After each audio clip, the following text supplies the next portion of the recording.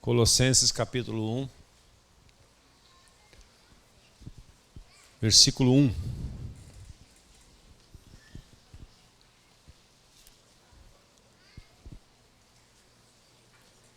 Que Deus fale com você e comigo nesta manhã, amém? Fala para o seu irmão do seu lado, olha, Deus vai falar com você, você vai ser muito enriquecido hoje. Palavra de Deus vai enriquecer você. Que bom. Colossenses capítulo 1, versículo 1, a palavra de Deus registra o seguinte: Paulo, apóstolo de Cristo Jesus, por vontade de Deus, e o irmão Timóteo,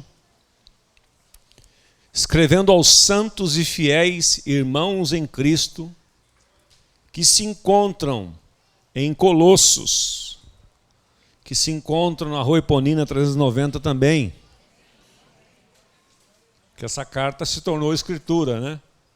Paulo não tinha a ideia de que esta carta, um e-mail que ele estava mandando para alguém, iria ser publicado no mundo todo e virar escritura sagrada.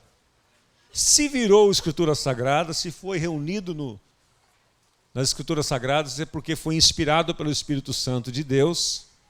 Porque a Bíblia diz isto, né? Nenhuma escritura, toda a escritura foi inspirada por Deus para que pudéssemos ser instruídos, encorajados, abençoados. Então, se está aqui, é para nós. Não é uma coisa individual, que se fosse individual, particular, não entraria nas escrituras. Como entrou, significa que isso tem a ver conosco também. O apóstolo Paulo já orava por nós, lá quando ele estava na prisão de Roma, ele estava na cadeia e escrevendo esta carta para a igreja de Colossos e para todas as igrejas do mundo. Graça e paz a vós outros da parte de Deus, o nosso Pai. Damos sempre graças a Deus, Pai de nosso Senhor Jesus Cristo, quando oramos por vós, desde que ouvimos da vossa fé em Cristo Jesus, e do amor que tendes para com todos os santos, por causa da esperança que vos está reservada nos céus, da qual antes ouvistes, pela palavra da verdade do Evangelho, que chegou até vós, como também em todo o mundo está produzindo fruto e crescendo, tal acontece entre vós desde o dia em que ouvistes e entendestes a graça de Deus na verdade. Segundo fostes instruídos por Epáfras era o pastor desta igreja lá em Colossos, né? Nosso amado conservo, e quanto a vós outros, fiel ministro de Cristo, o qual também vos relatou do vosso amor no Espírito. Por esta razão, também nós, desde o dia em que o ouvimos, não cessamos de orar por vós e de pedir que transbordeis de pleno conhecimento da sua vontade, em toda a sabedoria e entendimento espiritual, a fim de viverdes de modo digno do Senhor, para o seu inteiro agrado, frutificando em toda boa obra e crescendo no pleno conhecimento de Deus, sendo fortalecidos com todo o poder, segundo a força da sua glória, em toda a perseverança e longanimidade, com alegria, dando graças ao Pai, que nos fez idôneos à parte que nos cabe da herança dos santos na luz. Ele nos libertou do império das trevas e nos transportou para o reino do Filho do seu amor, no qual temos a redenção, a remissão dos pecados. Espírito Santo de Deus, torna esta escritura verdade, cristalina, clara, objetiva aos nossos corações nesta manhã, para que possamos compreender coisas espirituais e eternas que tu tens para revelar a cada um de nós. Em nome de Jesus. Amém. Meus irmãos, ao longo dos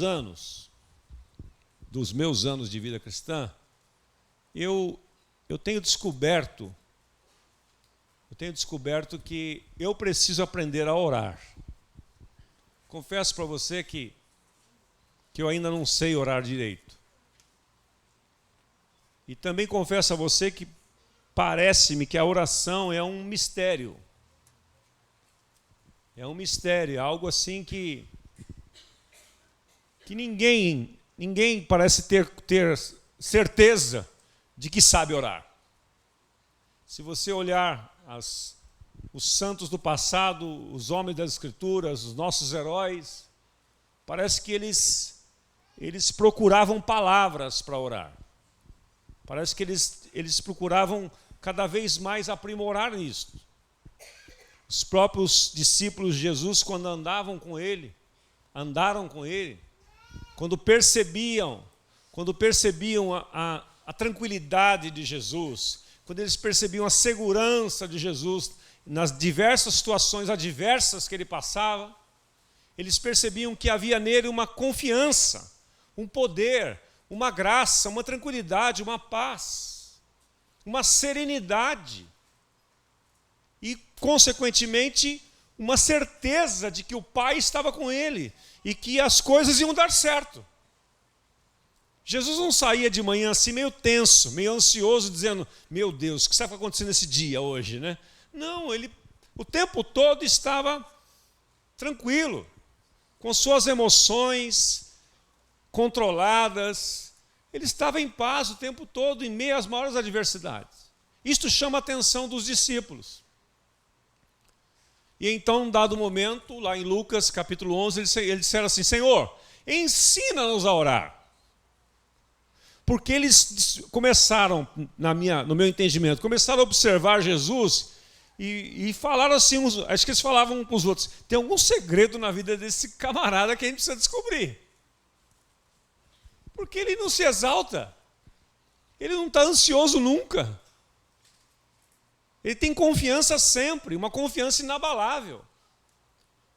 Então eles perceberam que havia um segredo por trás daquela atitude de Jesus, daquela postura dele, que era a vida de relacionamento com o Pai, a vida de oração. E então eles pedem para Jesus, para o Senhor Jesus, ensiná-los a orar. E com base nesta oração, eu encontrei uma outra oração, que eu quero mostrar para você, que está no nosso slide ali, uma oração que Jó fez.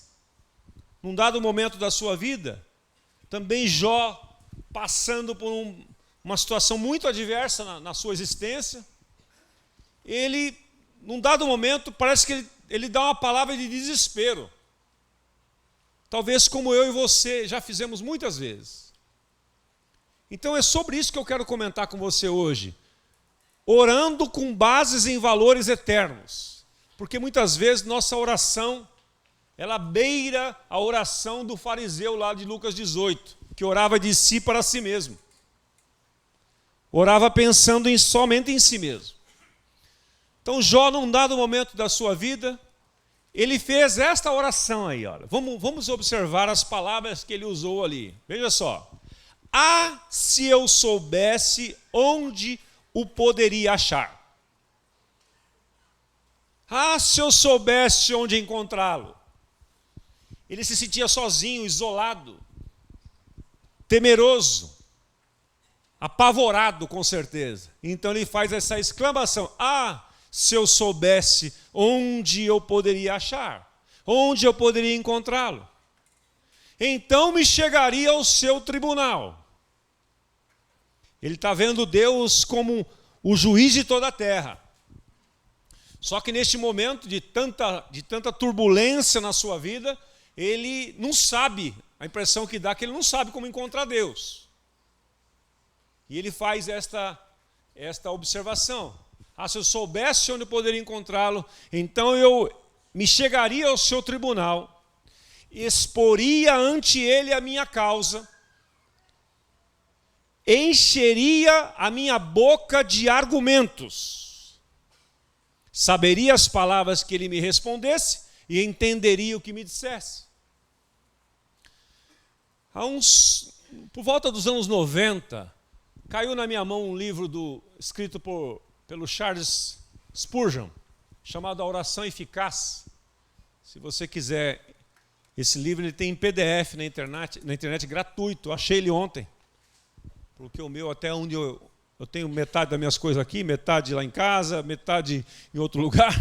Então eu não sabia onde estava o meu livretinho, que ele é bem fininho, então fui na internet e achei. E eu quero comentar com você, eu peguei uma parte dele aqui, eu quero comentar com você o que o Spurgeon comenta sobre esta oração que Jó fez. Ele diz assim: há uma ideia popular de que a oração é uma coisa muito fácil, uma espécie de atividade comum que pode ser feita de qualquer forma, sem nenhum cuidado. São as palavras de Spurgeon. Ele está dizendo, parece que muitas pessoas estão banalizando a oração. Não estão percebendo, diz ele, não estão percebendo com quem eles estão falando e a quem eles estão se referindo. Então, ora de qualquer jeito. Ora, nenhum desses modos de orar foi adotado pelos santos do passado, diz ele. Parece que eles pensaram muito mais sobre oração do que muitos pensam em nossos dias. Parece ter sido algo importantíssimo para eles. Um exercício constantemente praticado, no qual alguns deles atingiram grande eminência e foram, dessa forma, singularmente abençoados. Ceifaram grandes colheitas no campo da oração e descobriram que o propiciatório é a mina de tesouros inimagináveis. E sobre essa questão que ele destaca esse versículo, ele constrói o argumento dele nesse livro em cima deste versículo aí apenas. Ele diz assim: assim como um peticionário não vai a uma corte impulsivamente, sem antes pensar no que dizer, nenhum advogado, não que vai fazer uma petição diante do juiz, ele vai de improviso, vai. O cara pensa, ele olha a lei, ele estuda, é isso que ele está querendo dizer. Ele analisa, às vezes ele coloca mais de uma pessoa para sentar com ele e escrever aquela petição. Ele pensa nos termos que ele vai usar, nas palavras certas. Então ele está dizendo isso. Assim como um peticionário não vai a uma corte impulsivamente, sem antes pensar no que vai dizer, mas entra na sala de audiências com seu processo bem preparado, tendo também aprendido como se deve comportar diante da grande autoridade a quem vai apelar. Da mesma forma, é bom que nos aproximemos do trono do Rei dos Reis, tanto quanto possível, com premeditação, preparação, sabendo o que fazemos, qual a posição e o que queremos obter. Vou repetir. Tanto quanto possível, devemos comparecer diante dos Reis dos Reis com premeditação, ou seja, pensando no que você vai dizer, preparar-se para aquele momento, sabendo o que fazemos, qual a nossa posição e o que desejamos obter. Porque muitas vezes nós não sabemos a nossa posição. Ou vamos de um extremo para o outro, né? Ou queremos dar ordem para Deus, é um extremo. Queremos determinar para Deus, o soberano, o que ele deve fazer. Como se nós fôssemos o soberano e ele o nosso servo. É um extremo. O outro extremo é nós não, na minha opinião, né? É nós não desfrutarmos da condição de filhos e nos relacionarmos com Deus como nosso Pai. E aí então somos extremamente formais e frios. Para mim o melhor ponto é o ponto de equilíbrio. Você saber quem você é, mas não deixar de saber quem Deus é. Você precisa saber quem você é e saber com quem você está falando. Isto, para mim, faz toda a diferença nesta questão da oração. E ele continua dizendo o seguinte: deveríamos tanto arar ou trabalhar, né, cuidadosamente, como orar cuidadosamente. Quanto melhor o trabalho, mais atenção ele merece. Ser diligente no seu trabalho, na sua loja, na sua atividade profissional, e negligente no lugar de oração é nada menos que blasfêmia. pois é uma insinuação de que qualquer coisa servirá para Deus, enquanto o mundo deve ter o melhor de nós. Então a abordagem que ele faz é a seguinte, em outras palavras, né? Às vezes nós nos preparamos tanto para o nosso trabalho, para a nossa atividade profissional, para aquilo que nós vamos fazer no dia a dia, para ganhar dinheiro, para ter o nosso sustento, e quando nós vamos nos relacionar com Deus, nós damos a Ele o pior. O pior tempo, não pensamos no que vamos dizer, oramos sem saber depois o que pedimos. E aí então Deus responde e você fica em dúvida. Não sei se já aconteceu isso com você, mas eu já fiz orações que eu nem lembro o que eu pedi. E quando a resposta veio, eu não percebi que era Deus respondendo. Ou eu ignorei aquela resposta, aquela situação, e não aproveitei aquela oportunidade, ou então aconteceu mesmo que eu não tivesse visto e eu não pude glorificá-lo porque eu achei que foi o acaso vai me proteger enquanto eu andar distraído, entendeu? É uma loucura. Então eu queria nesta manhã usar esta oração de Paulo pelos irmãos de Colossos, pela igreja de Colossos, e fazer dessa oração uma oração que Paulo está fazendo para a igreja, Comunidade da Graça, Rua Eponina 390, e para a igreja que está pela internet em algum lugar deste mundo. Deus escreveu, deixou essa carta para nós olharmos com carinho. Então vamos lá. O modelo de oração de Paulo pela igreja de Colossos. Vamos agora analisá-la ponto a ponto, bem devagar, para nós. Minha meta aqui é que você saia daqui hoje pensando assim, eu preciso aprender a orar. Eu preciso orar de forma diferente. Eu preciso ter mais concentração.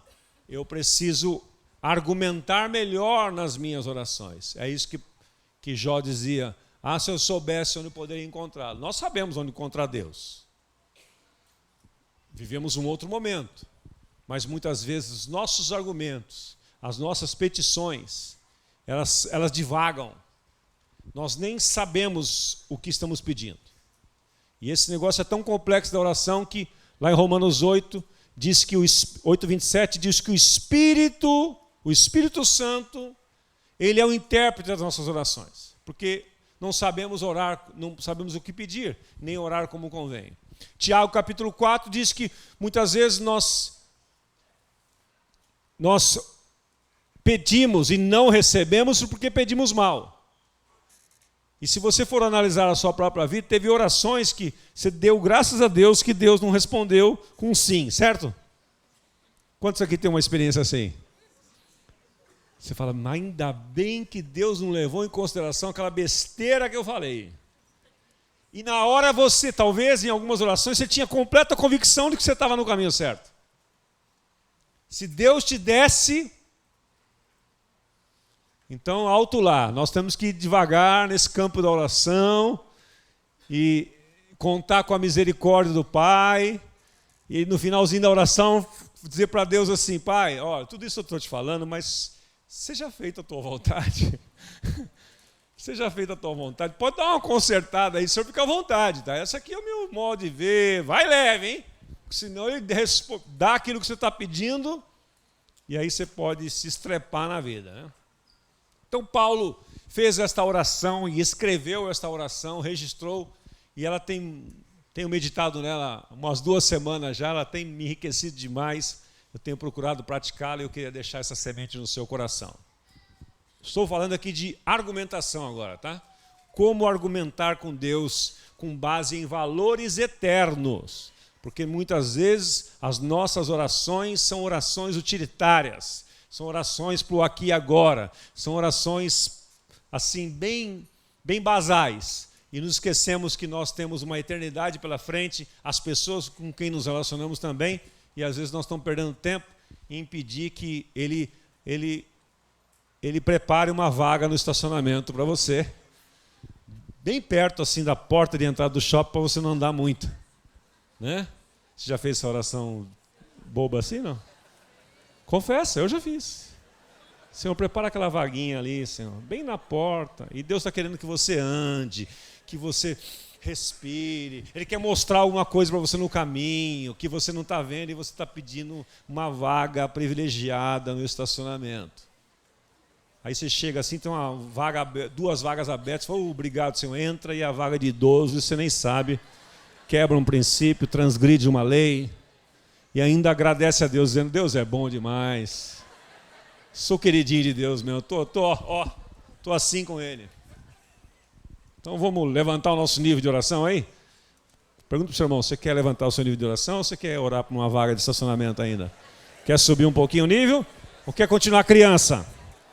Criança que não pede o que vem na cabeça, né? Depois não sabe nem o que faz com aquilo.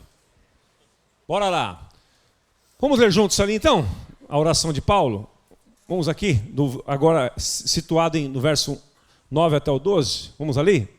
Por essa razão, desde o dia em que o ouvimos, não deixamos de orar por vocês e de pedir que sejam cheios do pleno conhecimento da vontade de Deus, com toda a sabedoria e entendimento espiritual, e por isso, para que vocês vivam de maneira digna do Senhor e em tudo possam agradá-lo, frutificando em toda boa obra, crescendo no conhecimento de Deus, sendo fortalecidos com todo o poder, de acordo com a força da sua glória, para que tenham toda a perseverança, paciência, com alegria, dando graças ao Pai, que nos tornou dignos de participar da herança dos santos no meio da luz. Então agora nos próximos slides eu separei frase a frase o que é que Paulo está pedindo para você. A oração que Paulo está fazendo para você é essa aí, olha. Eu oro para que os irmãos da Comunidade da Graça, sede lá em Vila Carrão, sejam cheios do pleno conhecimento da vontade de Deus. Por quê? Porque Paulo diz lá em Romanos 12 que a vontade de Deus é boa, perfeita e agradável.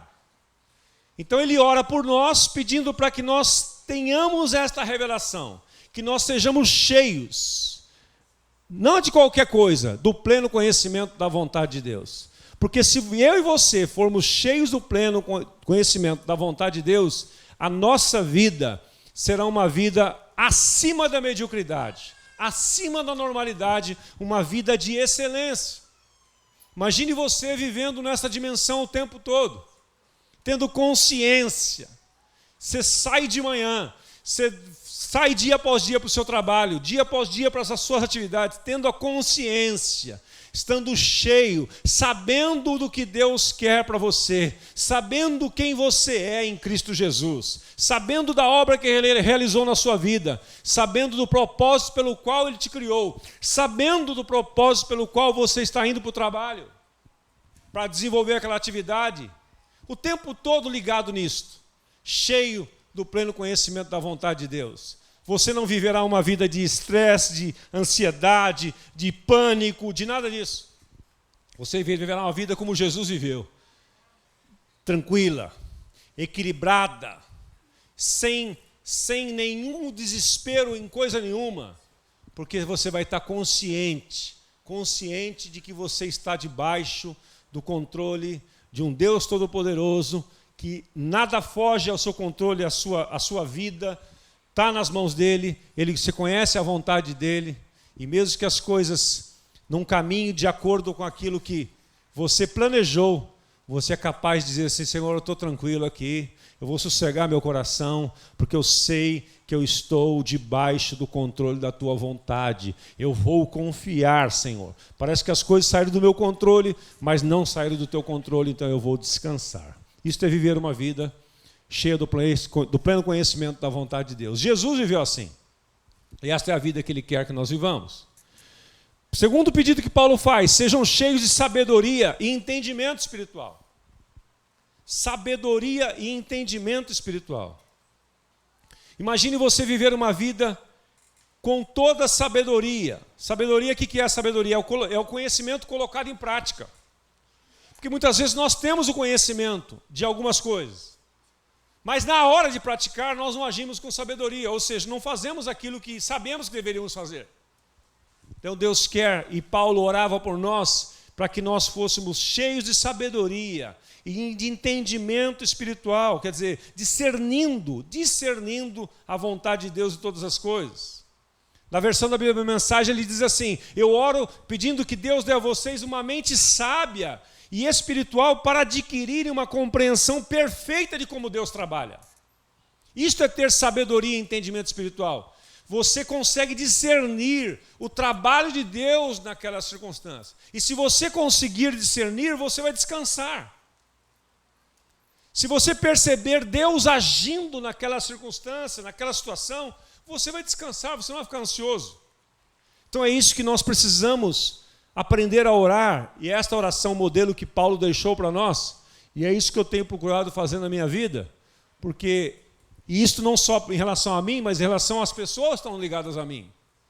Porque muitas vezes as pessoas estão sofrendo ao nosso lado, nossos filhos, familiares e amigos, e às vezes nós estamos pedindo, fazendo orações sem sentido. Ô Senhor, abençoa ele. Abençoa em quê? Abençoa em quê? Guarda de quê?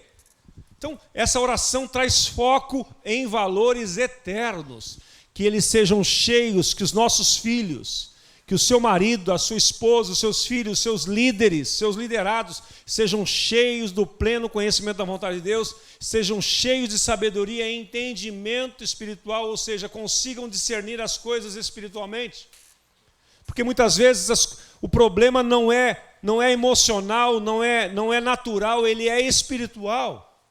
E as pessoas não discernem aquilo e também nós não discernimos. E aí nós começamos a lutar contra as pessoas, a querer forçá-las a determinadas situações, a determinadas decisões, quando elas estão amarradas espiritualmente. Então nós precisamos que Deus nos dê esse discernimento espiritual, essa sabedoria e esse entendimento espiritual para ver Deus trabalhando naquela circunstância. Foi essa oração, esse nível de oração que Paulo, por exemplo, viveu naquele naufrágio que ele experimentou. Enquanto todo mundo estava desesperado, ele estava tranquilo. Leia lá o final do capítulo Atos 27 em diante, o naufrágio que ele sofreu, numa situação terrível. Ele tinha autocontrole. Você não vê ele desesperado em nenhum momento. Muito pelo contrário, ele diz para os caras assim: olha, eu falei com Deus, fique tranquilo. Ele deu uma notícia para eles: o navio todo vai se perder, a carga também, não vai sobrar nada. Deus falou comigo. Fica tranquilo, ninguém vai morrer. Os caras falaram: bom, o navio vai destruir, a carga vai embora. Como assim ninguém vai morrer? Mas Paulo estava tranquilo, e ninguém morreu mesmo. Porque ele estava discernindo aquela circunstância, aquela adversidade de forma espiritual, discernindo. Ele estava vendo Deus trabalhar naquela circunstância. Me lembro da situação de George Miller, que foi um construtor de orfanatos. Deus deu a ele uma palavra, a questão dos argumentos, tá? Presta atenção nessa dica aqui, ó. A questão dos argumentos, você saber argumentar com Deus. George Miller recebeu de Deus uma instrução. Ele ouviu a Deus, conhecia a vontade de Deus, tinha sabedoria e entendeu. Deus colocou no seu coração um peso por crianças, por órfãos. Ele se propôs, começou na casa dele, não começou com 1000 crianças, ninguém começa assim, os responsáveis não começam assim, né? Ele começou com 2, 3 crianças, adotando, trazendo para dentro da casa dele, depois aumentando gradativamente, crescendo no conhecimento de Deus, crescendo na vontade de Deus, entendendo as coisas, e chegou a ter um orfanato com quase 2.000 crianças. Por que ele fez isso? Porque ele fez isso baseado numa palavra que Deus deu a ele. Pai de órfãos, de juiz das viúvas, é Deus no seu lugar santo. Salmo 68. Deus revelou a ele isto e deu a ele esta convicção. Ele é o pai dos órfãos. E ele entendeu que Deus estava falando para ele: bom, eu sou o pai dos órfãos, só preciso de alguém na terra, fisicamente, para cuidar dos meus filhos. Aí Jorge Miller falou: pô, pode contar comigo. O senhor é o pai deles? Então tá bom, pode contar comigo. Determinado dia, Chega lá a governanta do orfanato, ele está lá fazendo uma atividade qualquer lá, e ela chega apavorada com a notícia de que no dia seguinte não haveria pão para 2.000 órfãos, não haveria o que comer. Ele parou a sua atividade, olhou para o céu e disse: Pai dos órfãos, ouviu o que ela falou aqui? Não há pão. E continuou o trabalho dele. Aquela mulher ficou desesperada. Falou assim: mas, pastor Jorge Miller, nós não vamos fazer nada? Ele falou: você não percebeu o que eu já fiz? Acabei de fazer. Eu não sou o pai dos órfãos. Ele só me mandou construir um orfanato, foi o que eu fiz. O pai dos órfãos é ele. Eu já disse para ele que não há pão. Mas não vamos fazer nada? Eu já fiz. Aí como ela sabia já quem ele era, saiu dali e falou assim: esse deve estar ficando velhinho mesmo, deve estar...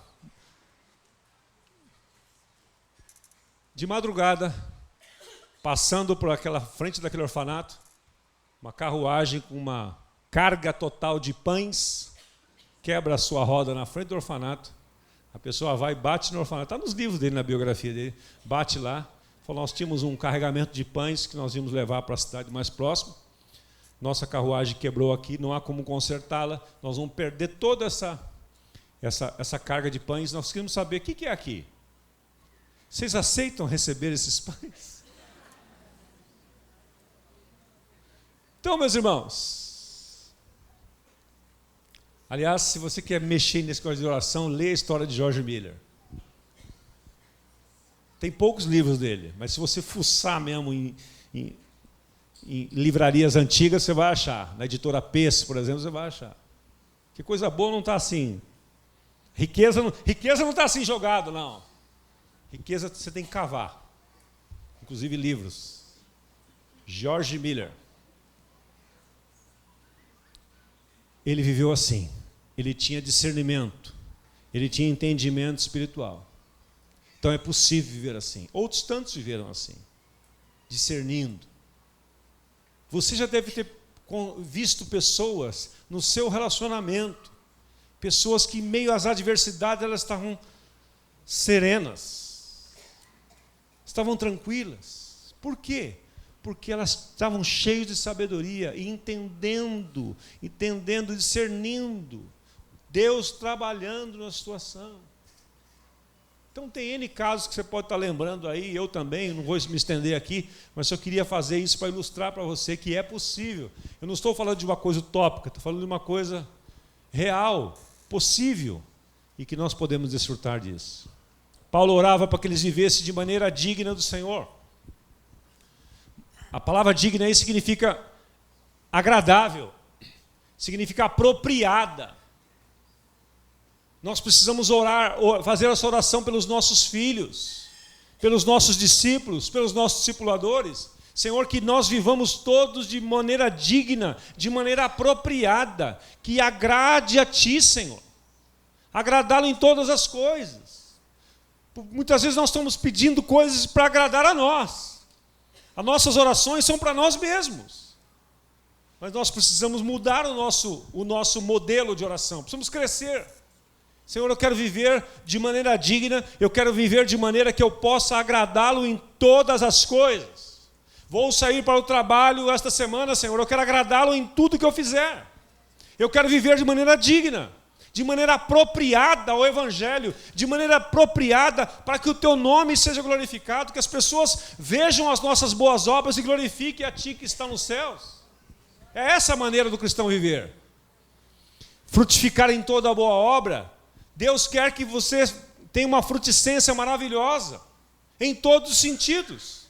Frutifique, que os frutos do Espírito Santo manifestem na sua vida, que os frutos de fazer discípulos manifestem na sua vida, que você seja frutífero em todas as coisas. Não é só para si mesmo, mas para os outros. Alcançando o próximo, que é o tema do nosso ano. Deus quer que cada um de nós aqui sejamos produtores, não consumidores. Então é uma oração que nós precisamos fazer. Senhor, eu quero frutificar para Ti neste ano. Quantos querem frutificar para Deus? Levante sua mão direita aos céus. Faça essa oração. Vamos fazendo essas orações picadas assim que Deus vai ouvir da mesma forma. Levante sua mão e diga: Senhor, eu quero frutificar para Ti. Eu quero gerar muitas vidas para Ti. Em nome de Jesus. Eu quero viver de maneira digna. Eu quero agradá-lo em todas as coisas.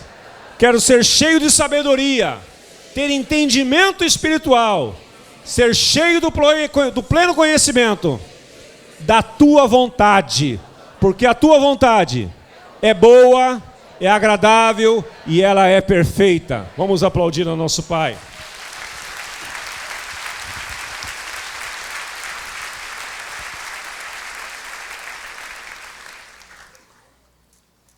Próxima listinha ali. Paulo ora por nós, querendo que nós cresçamos no conhecimento de Deus. Estamos começando o ano. Estamos com um projeto de leitura das Escrituras. Você vai conhecer a Deus, conhecer os valores de Deus, os princípios da palavra de Deus. Você vai receber argumentos para como se relacionar mais com Deus através da leitura da palavra, da meditação na palavra, da memorização da palavra. Não se prenda apenas a ler para cumprir tabela. Vou ler aqui, tem que ler 2 capítulos. Eliminei mais um. Não é assim. Não é prova de eliminação. Ao acabar a sua leitura, você tem que estar pronto para alguém perguntar para você: o que é que Deus falou com você hoje? Você está pronto para dizer: olha, na minha meditação hoje, Deus falou comigo isto. Senão, você leu. Deus não quer que você leia. A palavra de Deus diz assim: aquele que medita na lei do Senhor dia e de noite, ele vai prosperar em tudo que fizer. Bem-aventurado o homem que não anda segundo o conselho dos ímpios, nem se assenta no caminho dos pecadores, na roda dos escarnecedores. Antes tem o seu prazer na lei do Senhor, e na sua lei medita dia e noite. Tudo quanto ele fizer será próspero. Então esse é o segredo. Então nós precisamos conhecer a vontade de Deus, e a vontade de Deus se revela nas Escrituras. Paulo orava por nós para que nós fôssemos fortalecidos com todo o poder, de acordo com a força da sua glória.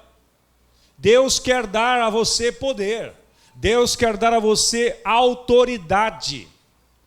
Essa palavra poder aí é dunamis, é autoridade. É autoridade. Você precisa andar como quem tem autoridade. Você precisa se portar como quem tem autoridade. Diante das circunstâncias, diante do inferno, diante de demônios, diante das pressões, se porte como alguém que tem autoridade, porque Deus quer que você tenha isto. Paulo orou por nós, e nós devemos orar por nós mesmos e uns pelos outros, para que sejamos fortalecidos com todo o poder, de acordo com a força da sua glória. Não é o seu poder, é o poder que vem dele.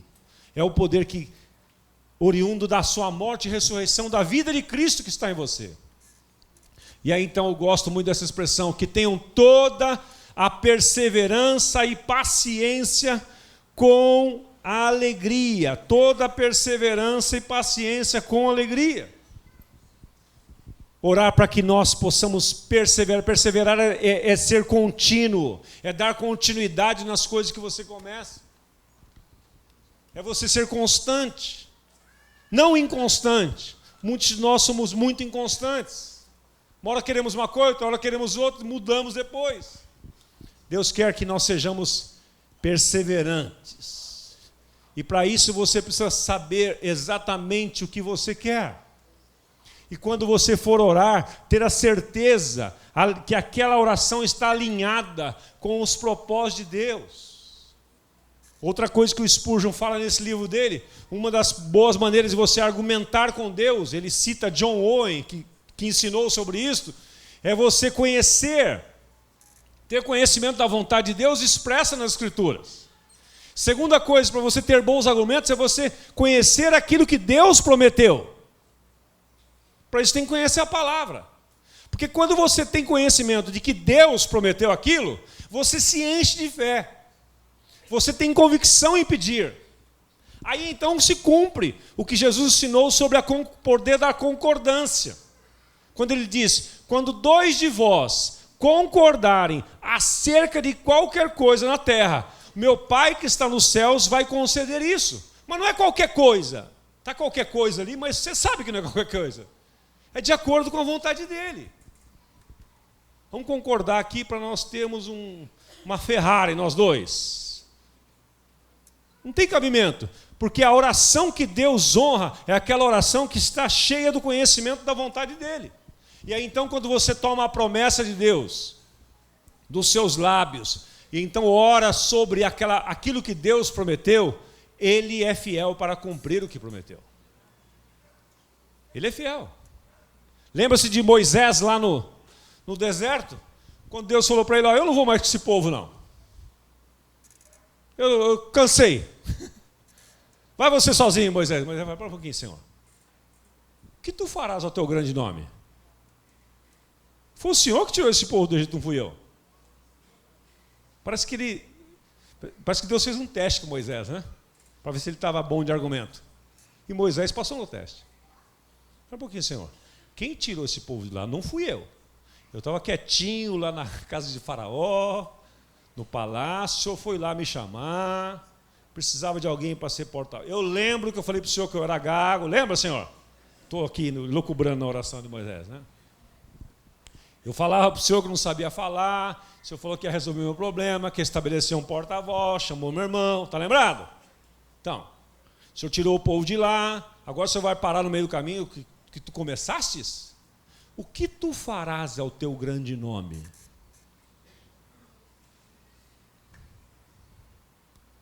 Aí Deus falou assim, tá certo, passou no teste. Gostei do seu argumento, vou com você até o fim.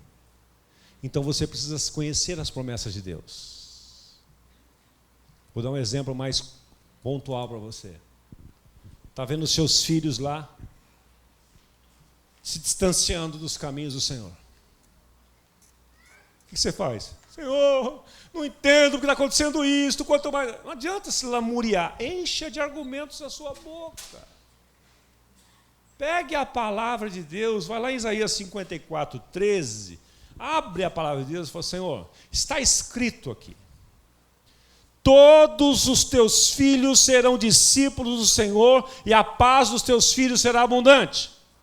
Senhor, cumpra-se a tua palavra na vida dos meus filhos. Vai para Isaías 65, 23, onde está escrito. Você viu que eu sei de cor? Por que você acha? Eu tenho mente prodigiosa. Não, ralei muito, chorei muito nesses versículos aí. Tá? Minha Bíblia está manchada lá em casa. Isaías 65, 23 diz lá, não trabalharão em vão, não terão filhos para a calamidade. Senhor, o que tu farás a tua palavra que tu prometestes?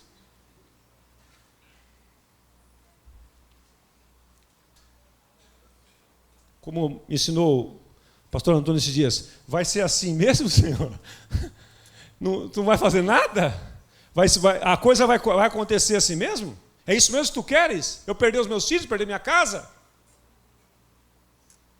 Quer dizer que o diabo vai vencer na minha vida? Vai levar meus filhos a minha herança?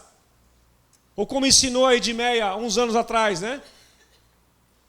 Quando ela ficava brigando com Deus lá, ela descobriu o Salmo 127, diz, herança do Senhor são os filhos. Ela lutando com o filho dela, que estava longe de Deus. E o Espírito iluminou aquela palavra, e ela se encheu do conhecimento de Deus, foi fortalecida com poder, e ela mudou a oração. Senhor, estou preocupado com a tua herança. Até agora, 2 horas da manhã, não chegou ainda a tua herança aqui em casa, Senhor. Vou dormir, mas o Senhor cuida dela, tá bom? Tua herança. Então, meus irmãos, nós precisamos aprender a orar. Você concorda comigo ou não? Continuando para a gente terminar aí. Com perseverança, com paciência, com alegria. Com alegria. Deus quer que você viva com perseverança, sim. Que você viva com paciência. Com paciência. Ele quer que você viva com paciência. Essa palavra perseverança também tem o sinônimo de estabilidade. Deus quer que você seja uma pessoa estável. É o que eu falei da constância, né? A palavra paciência aí também na outra versão é longanimidade, quer dizer, é tolerância, é firmeza, é constância. Deus quer que você viva assim, mas que você faça tudo isso com alegria. Não deve ser, não, eu tenho que perseverar, eu tenho que aguentar, eu tenho que tolerar essa situação. Não é esse espírito. Paulo escreve uma palavra lá que dá todo o sentido de como Deus quer que nós vivamos. Com alegria, com satisfação. Você está tolerando, você está sendo constante, você está firme, mas não está gemendo, chorando, reclamando, com cara de insatisfeito. Não, você está fazendo isso com alegria, com serenidade no seu interior, porque você sabe que a vontade de Deus está sobre aquela situação, a soberania de Deus está agindo ali, e Ele vai levar você a uma situação de vitória e de conquista. Porque se você for analisar a vida de Paulo, e aqui só uma pinceladazinha, tem estudado 2 Timóteo, capítulo 2 Timóteo, todo o livro, e é o último livro que Paulo escreveu antes da sua morte. Quer saber como terminar a vida? Como terminar bem? Leia 2 Timóteo, 4 capítulos. Leia, releia, peça a revelação de Deus. Paulo abre o seu coração naquela carta, é uma carta de coração para coração. E eu percebi que ele acaba o seu ministério e a sua vida com doçura, apesar de tudo que ele sofreu. Ele não está amargo em nada. A sua alma, ele está sabendo que ele vai morrer. Tiago foi morto há uma semana atrás, naquele momento. Ele diz lá em capítulo 4, versículo 6, já estou sendo oferecido por libação de sacrifício, o tempo da minha partida está próximo, combati o bom combate, mas veja os contextos ali. É assim que Deus quer que nós vivamos, com doçura, em meio às lutas, às pressões que a vida nos impõe. A nossa vida não se resume só aqui. Qual que é o maior medo que as pessoas têm? Da morte. Ó morte, onde está a morte, a tua vitória? Então esses caras, esses santos do passado não tinham medo da morte. Então eles viviam livres. Qual a pior coisa que pode acontecer para um homem? Ele morrer. Estou pronto. Olha, pare de falar que eu vou matar você, jogar vocês para os leões. Pode jogar. Vou açoitar você, pode açoitar. E está assim de gente ainda, meus irmãos, nesses dias. Siga Portas Abertas no Instagram, que você vai ver só as notícias todo dia lá. Gente sendo decapitada. Cantando. Mães que perdem os seus filhos decapitados, declarando publicamente, via televisão, numa entrevista, eu perdoo os agressores dos meus filhos. Que vida é essa? É essa aí. Ah, mas é utopia? Não é não. É a vida normal. A normal é o que nós vivemos, nos apegando a picuinhas, a bobagens, vivendo aqui e agora. Deus quer que nós cresçamos. E aí Ele quer que nós sejamos gratos ao Pai. Viver com a vida de gratidão, lembrar de que você foi tornado digno, capaz de participar de uma herança maravilhosa juntamente com os santos na luz, que foi resgatado do império das trevas, trazido para o reino do Filho do seu amor. E aí Paulo faz, eu queria destacar essa última oração aí, queria que você ficasse em pé, por favor, para nós orarmos juntos.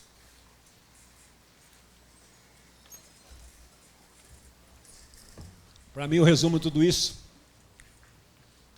tive uma grata surpresa quando eu fui conferir esse texto na Bíblia Mensagem, versículo 11 e 12. Olha que expressão. Paulo orando pelos colossenses e por nós, ele orava dizendo, oramos para que vocês permaneçam firmes em toda a jornada. Deus não quer que você desvie nem para a direita nem para a esquerda, que você se mantenha firme. é seguro andar, é seguro para uma mulher, para uma família andar do lado de um homem estável, de um homem que tem firmeza, um homem que sabe o que quer, que sabe liderar, que sabe para onde está indo, quem ele é. É seguro. A mulher se sente segura. Os filhos tranquilos.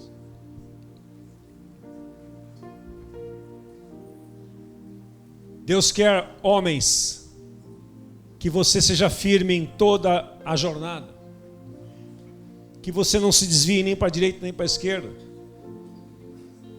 Agora tem um detalhe, Paulo ora, ele pede isso, ele diz assim, sem precisar fazer força. Deus quer que você viva uma vida sem precisar fazer a força do seu braço, mas que você dependa do poder glorioso que Ele te dá, que está dentro de você. É Cristo em nós. No capítulo 1, versículo 28 e 29, Paulo diz assim: olha, eu trabalho, eu me afadigo para apresentar todo homem perfeito em Cristo Jesus. Eu trabalho incansavelmente. A pessoa que ele está... Ele diz assim: segundo a força do seu poder que opera em mim. Segundo a eficácia do seu poder que opera em mim. Quer dizer, ele sabia que todo o esforço que ele estava fazendo tinha uma força interna dentro dele, que levava aquele esforço externo a um patamar de alegria, de tranquilidade, de serenidade, sem se estressar, sem perder o controle, sem fazer besteira, sem falar besteira, sem agredir as pessoas, mas com convicção interior, trazia a ele paz.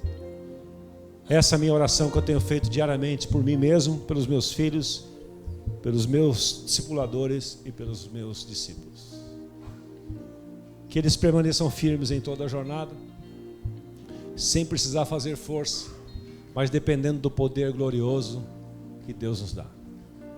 E na continuidade, Paulo diz assim, na versão da Bíblia Mensagem: o poder que suporta o insuportável e se multiplica em alegria diante de Deus. Se esse poder está dentro de você, aquilo que é insuportável para outros, você vai suportar. Você não vai se perder. Você não vai ficar amargo na sua vida. A vida impõe perdas para todos nós, mas quando você tem a consciência de que esse poder está dentro de você, você é capaz de suportar o insuportável. Eu vou ler para você aqui, depois você confere na Bíblia, na versão da mensagem. Oramos para que permaneçam firmes em toda a jornada, sem precisar fazer força, mas dependendo do poder glorioso que Deus nos dá. É o poder que suporta o insuportável e se derrama em alegria e gratidão ao Pai, que nos fez fortes o suficiente para que tenhamos parte em tudo glorioso e belo que Ele tem para nós. Então esse poder está dentro de nós. Esse poder não é externo, ele é interno. É o que Paulo diz também em Colossenses 1:27. O mistério que esteve oculto por todos os séculos, todas as gerações, a nós foi nos revelado. É Cristo em vós, esperança da glória. Vamos cantar essa canção e depois vamos orar.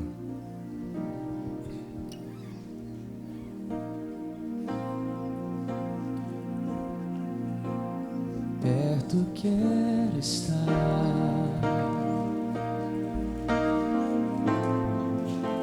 junto aos teus pés,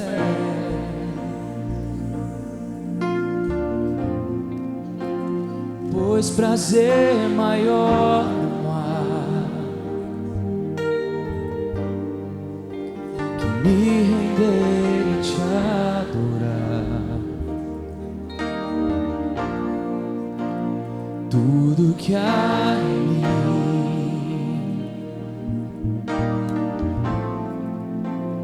quero te ofertar,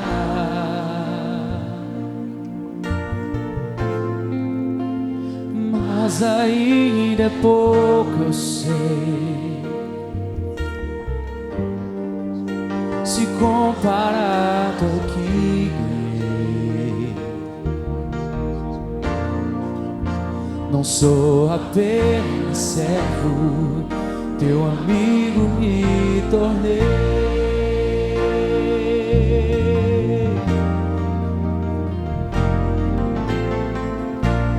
Te louvarei,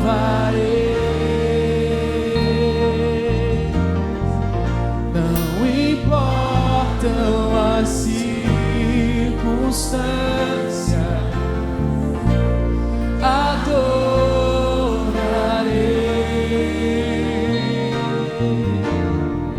somente a ti, Jesus, te louvarei. Cantemos juntos ao Senhor. Te louvarei, não importam as circunstâncias, não, adorarei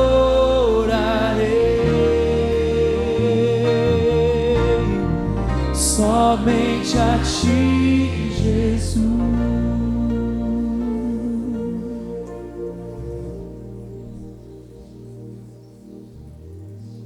Meus amados, o exercício da oração realmente traz para as nossas vidas conhecimento, juntamente com a leitura da palavra, meditação na palavra, nos traz um conhecimento de Deus que Deus quer que seja algo muito pessoal na vida de cada um de nós. Então, como o pastor Osmar citou alguns exemplos aí, além, evidentemente, do próprio Paulo, a nossa oração deve, cada dia, baseada na palavra de Deus, nos argumentos bíblicos, a nossa oração, nosso relacionamento com Deus, vai nos trazendo um conhecimento de Deus cada vez mais rico, e isso nós vamos incorporando na nossa vida, e vai nos dando segurança, como ouvimos esta manhã, vai nos dando estabilidade. As pessoas podem apontar o dedo para você e falar muitas coisas negativas para você, mas você conhece quem Deus é, conhece as suas promessas, conhece a obra que Ele fez para te salvar. Você sabe quem você é, você sabe a sua identidade. E então, apesar daquelas palavras ou circunstâncias, evidentemente, momentaneamente, trazerem algum tipo de desconforto, né? De tristeza, de sentimento de injustiça, você acaba se sobrepondo a isto. E quando você vai falar com o Pai, quando você entra na comunhão com o Pai, você pode colocar tudo aquilo aos pés dele e vê-lo agindo. Você vê Deus agindo para corrigir aquela situação.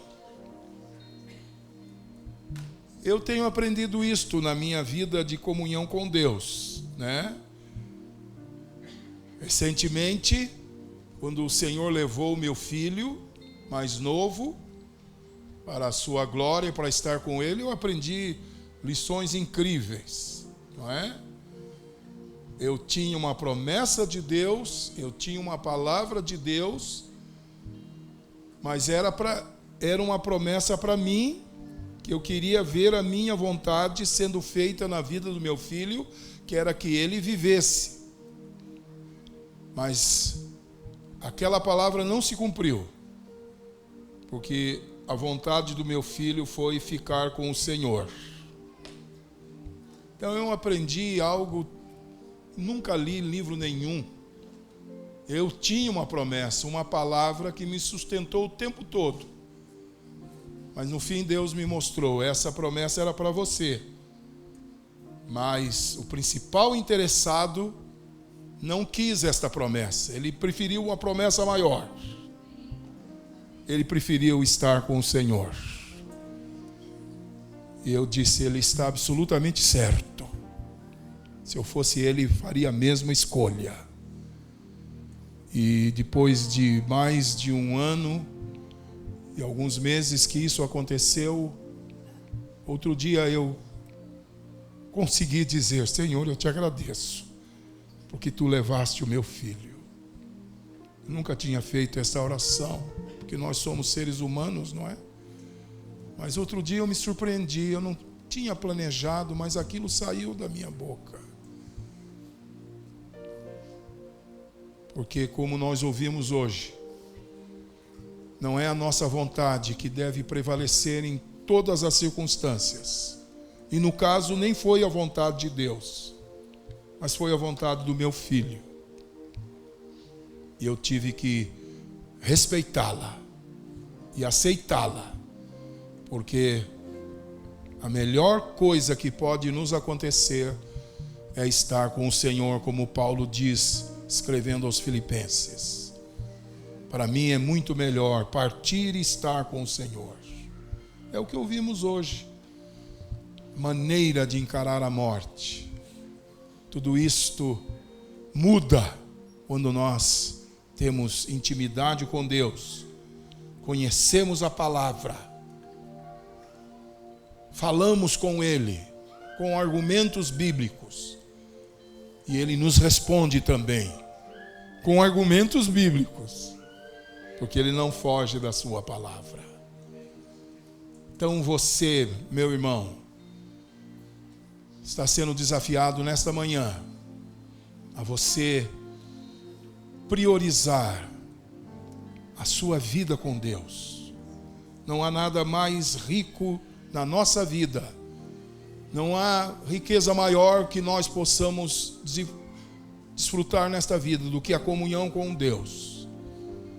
Para você pedir essas coisas lindas, como nós ouvimos hoje, conhecimento da tua vontade, te agradar, frutificar e viver uma vida de paciência, de perseverança em meio às circunstâncias, mas com alegria, com alegria.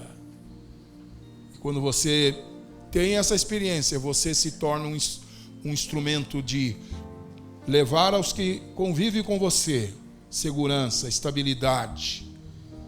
Você abre os olhos das pessoas para elas verem além das coisas visíveis, como Eliseu. Senhor, abre os olhos do meu discípulo. Ele só está vendo os exércitos do rei da Síria. Mostra os anjos que estão ao nosso redor. E Deus abriu os olhos de Geazi, e ele pôde ver os anjos. Quando nós temos comunhão com Deus e oramos, lemos a sua palavra e pedimos aquilo que realmente importa para a nossa vida. Deus sabe que nós precisamos de coisas materiais, mas as coisas espirituais são as muito mais importantes. Então vamos clamar a Deus nesta hora, pedir ao Senhor que Ele abra os nossos olhos e que para nós, para os nossos filhos, para a nossa família, para os nossos discípulos, nós deixemos de pedir apenas coisas triviais. Senhor, protege, Senhor, dá saúde, dá prosperidade. Tudo isso Deus vai dar, mas Ele quer dar coisas muito maiores, valores eternos, que farão a diferença na nossa vida, porque o ímpio também tem saúde, tem carro, tem prosperidade, não é? Até muito tempo na sua vida, mas nós, filhos de Deus, temos coisas muito maiores que Deus nos quer nos dar conhecimento da sua vontade, vida aqui na terra, cheia de de paciência, de perseverança, de alegria, frutificando em toda boa obra, agradando ao Senhor. Naquele dia Ele nos dará um galardão enorme.